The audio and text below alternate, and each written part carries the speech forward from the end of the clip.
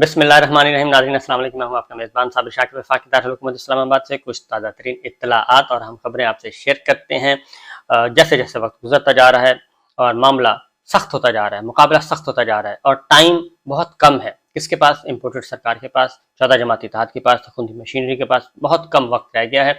उसकी वजह यह है कि आइन का जो शिकंजा है उससे बचा नहीं जा सकता, किसी भी सूरत में बचा नहीं जा सकता। शेख रशीद साहब आए हैं बाहर और उन्होंने भी ये बताया है कि जनाब इनका कोई इरादा नहीं है इलेक्शन करवाने का।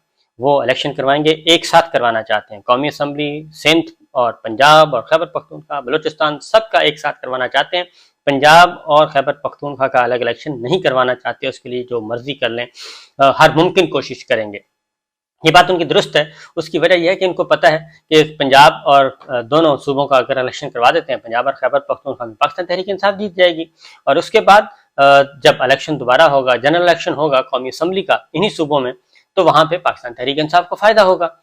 इसलिए अब ये दो ही सूरतें हैं कि या तो अपनी कौमी असम्बली के 4 महीने कुर्बान कर दें और पीपल्स पार्टी सिंध असम्बली के 4 महीने का इक़्तिदार कुर्बान करे, तो फिर तो आसानी से ये इलेक्शन एक साथ हो सकते हैं। लेकिन ये कहना कि खैबर पख्तूनख्वा और पंजाब असम्बली के इंतखाबात आप अक्टूबर तक खींच कर ले जाएंगे, ये मुमकिन नज़र नहीं आ रहा और इसलिए इनके हाथ पांव फूले हुए हैं।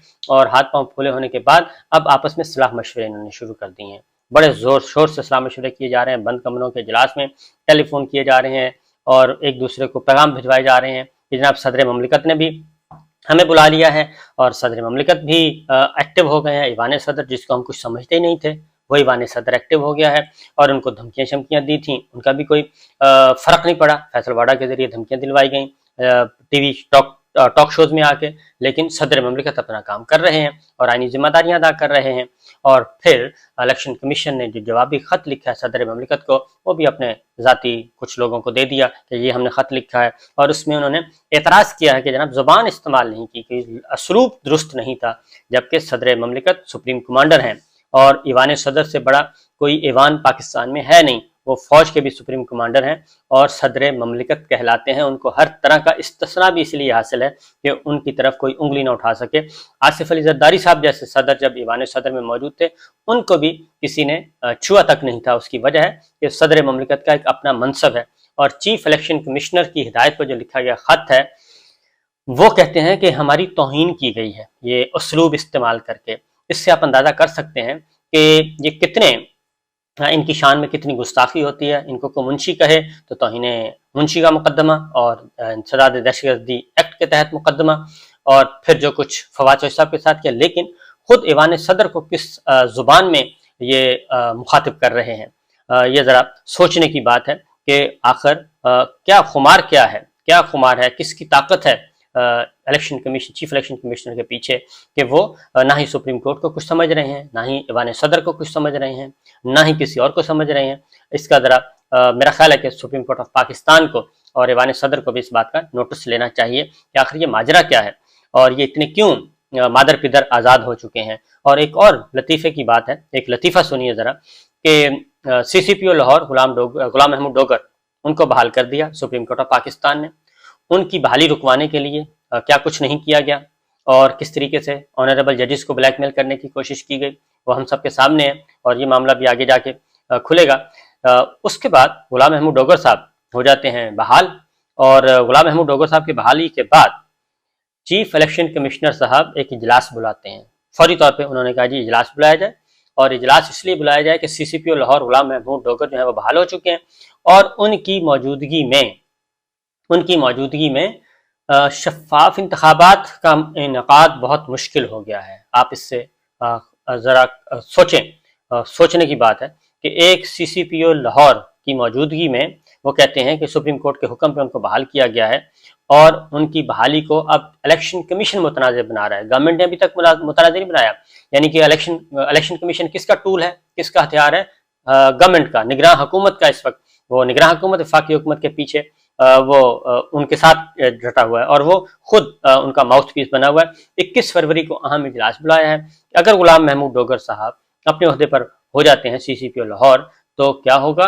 इंतखाबात शफाफ नहीं हो सकेंगे, जिसका शेड्यूल अभी तक आया ही नहीं اور جس کا شیڈول نہیں آیا، اور جس الیکشن کو رکوانے کے لیے الیکشن کمیشن آف پاکستان ہر غیر آئینی اور غیر قانونی حربہ استعمال کر رہا ہے اور انڈیپینڈنٹلی کوئی فیصلہ نہیں کر پا رہا۔ تو یہ ہے الیکشن کمیشن آف پاکستان کی سوچ، اور اس کے پیچھے کون ہے؟ Chief election commissioner. بدھ کو اجلاس بلایا گیا 21 فروری کو۔ تو اس سے یہ ایک بہت ہی واضح، اصل مسئلہ یہ نہیں ہے غلام محمود ڈوگر صاحب کا، یہ مسئلہ نہیں ہے کہ شفاف الیکشن، کیونکہ ابھی تو الیکشن شیڈول ہی نہیں آیا۔ شفاف الیکشن تو اس وقت ہوں گے نا جب الیکشن شیڈول آ جائے گا، الیکشن شیڈول کا تو اناؤنس ہی نہیں کیا۔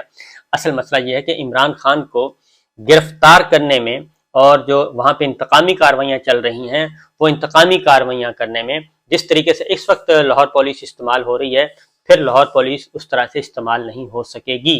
اور یہ ہے اصل معاملہ کہ لاہور پولیس ان کے کنٹرول میں ہے، اور ہمارے بہت اچھے دوست ہیں بھٹی صاحب بتاتے رہتے ہیں کہ کیا کچھ ہو رہا ہے ادھر۔ تو اس لیے یہ ساری چیزیں، یہ غلام محمود ڈوگر کی وجہ سے ہی وہ پریس کانفرنس، وہ ٹیلی فون، چودھری پرویز الہی صاحب کا مبینہ فون، متنازع فون ریکارڈ، اس کے ٹکڑے جوڑ کے پریس کانفرنس کرنا، اور اس کے بعد پھر ایک پورا ماحول بنانا، پھر ٹاک شوز میں آنا، تو یہ بڑا اسکرپٹ تھا۔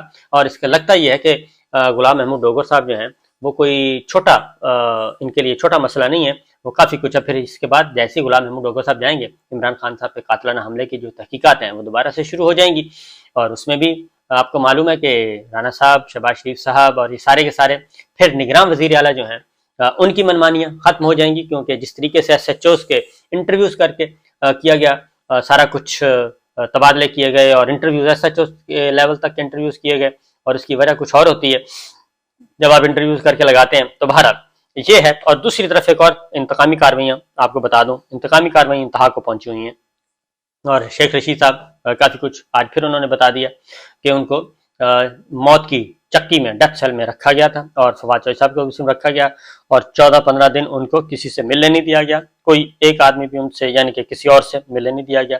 جب بھی کوئی ان سے سوالات آتے تھے، آنکھوں پہ پٹیاں باندھ کے آتے تھے لوگ کچھ، اور وہ سوالات کرتے تھے اور بات چیت سیاست پہ گپ شپ لگا کے چلے جاتے تھے۔ تو یہ ہے۔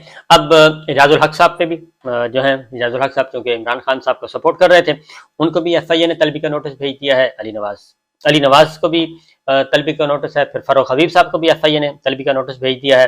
تو یہ ایک طلبی کے نوٹس عثمان ڈار صاحب کا میں پہلے بتا چکا ہوں، ان کے بھائی کا بتا چکا ہوں، یعنی ہر MNA اور حسنین ریشک جو ہیں وہ بھی یہ بات کر چکے ہیں کہ انہوں نے ایک وہاں پہ سیاسی جلسہ کیا، اور سیاسی جلسے کے بعد جس آدمی نے آرگنائز کیا تھا اس کے خلاف FIR درج کی گئی، یعنی ڈسٹرکٹ لیول پہ نہیں بلکہ ہر حلقے کی سطح پہ، MPA کی سطح پہ، MNA کی سطح پہ اب مقدمات درج کیے جا رہے ہیں، جو بھی ان کو سپورٹ کرتا ہے ان کے خلاف مقدمات درج کیے جا رہے ہیں۔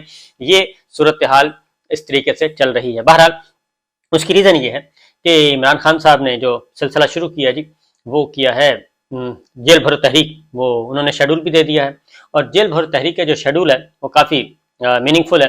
اور اس میں کیا ہوگا جیل بھرو تحریک سے؟ اصل مسئلہ جو ہے، کیونکہ جیل بھرو تحریک تو لوگ آ کے خود گرفتاریاں دیں گے، تو خود گرفتاریاں دیں گے تو ان کو تو خوش ہونا چاہیے کہ چلیں اچھے لوگ گرفتار ہو رہے ہیں اور ان کے متحرک کارکن گرفتار ہو رہے ہیں تو فائدہ ہوگا۔ نہیں، یہ بات نہیں ہے۔ مسئلہ یہ ہے کہ جو جیل بھرو تحریک کے بعد جب کارکنان گرفتاریاں دینا شروع کر دیں گے تو اس کا ایک امپیکٹ آئے گا، عوامی سطح پہ امپیکٹ آئے گا۔ وہ جو کہتے ہیں نا جی خوف کا بت توڑ دیں، وہ خوف کا بت ٹوٹ جائے گا، وہ خوف ختم ہو جائے گا۔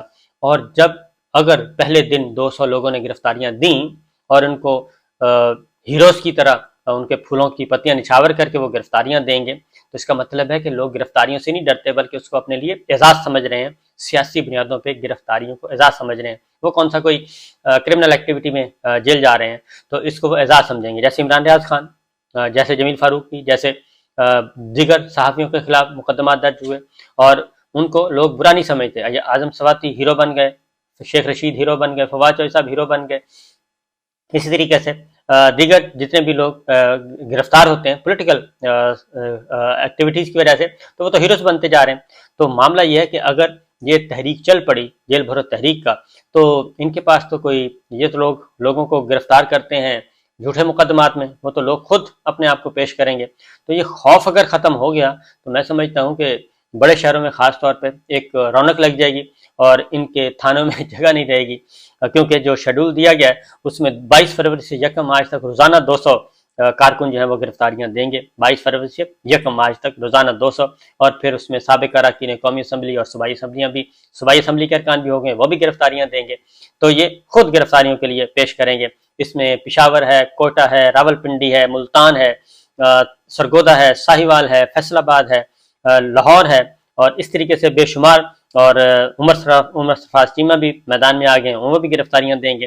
تو یہ سارے کا سارا سلسلہ چل پڑے گا گرفتاریوں کا، اور ایک ماحول بن جائے گا پولیٹیکل ایکٹیویٹی۔ اسی لیے جو اس وقت سب سے بڑا جو کہا جا رہا ہے معاملات جس طرف جا رہے ہیں، لوگ یہ کہتے ہیں، بلکہ صرف لوگ ہی نہیں، ان کے مخالفین تو کہتے ہی کہتے ہیں، ایون امریکنز بھی کہہ رہے ہیں کہ عمران خان صاحب کی جو اسٹریٹجی ہے، ان کے جو اسٹریٹجسٹ ہیں وہ بہت زبردست ہیں، اور 10 مہینے ہونے کو ہیں، اور ان 10 مہینوں میں عمران خان اور پاکستان تحریک انصاف ان کی جو اسٹریٹجی ہے وہ لیڈ کر رہی ہے، اور لیڈ بھی اس طریقے سے کر رہی ہے کہ امپورٹر سرکار 14 جماعتی اتحاد کو موقع نہیں مل رہا سنبھلنے کا۔ وہ کوئی بھی سٹیپ لینے کی کوشش کرتے ہیں، کوئی بھی موو بنانے کی کوشش کرتے ہیں، جتنے بھی ان کے خلاف اب تک اقدامات اٹھائے، ان کے خلاف عمران خان اور پی ٹی آئی کے خلاف جتنے بھی اقدامات اٹھائے گئے، جتنی بھی کاروائیاں کی گئیں، ان سب کو انہوں نے اپنے فیور میں استعمال کیا، اور ایسا نیریٹو بنایا، اور لوگوں میں پذیرائی بھی ملی کہ وہ اپنے حق میں استعمال ہونا لگا۔ تو یہ چیزیں چل رہی ہیں جی۔ بہرحال ویکنڈ ہے، لیکن ویکنڈ کے باوجود ایوان صدر کا خط، اس کے لیے مصیبت پڑی ہوئی ہے چیف الیکشن کمشنر صاحب کو۔ ہائی کورٹس میں کیس شروع ہو گئے، لاہور ہائی کورٹ میں ہیئرنگ شروع ہو چکی ہے، سپریم کورٹ آف پاکستان میں بھی اب سوچا جا رہا ہے، کیونکہ وہاں پہ بھی کیس آ رہا ہے کہ وہ کب لگایا جائے، پیٹیشن بھی فائل ہو چکی ہے، اور آنریبل ججز سو موٹو کا بھی کہہ چکے ہیں، تو چیزیں ان کے کنٹرول سے نکلتی جا رہی ہیں، اسی لیے ان کے ہاتھ پاؤں پھولے ہوئے ہیں، اور مقدمات زیادہ سے زیادہ، اور آڈیوز ویڈیوز کا سکینڈل۔ اب ایک یاسمین راشد اور غلام محمود ڈوگر صاحب کے درمیان بھی ایک آڈیو جو ہے وہ ریلیز کر دی گئی ہے مبینہ طور پہ۔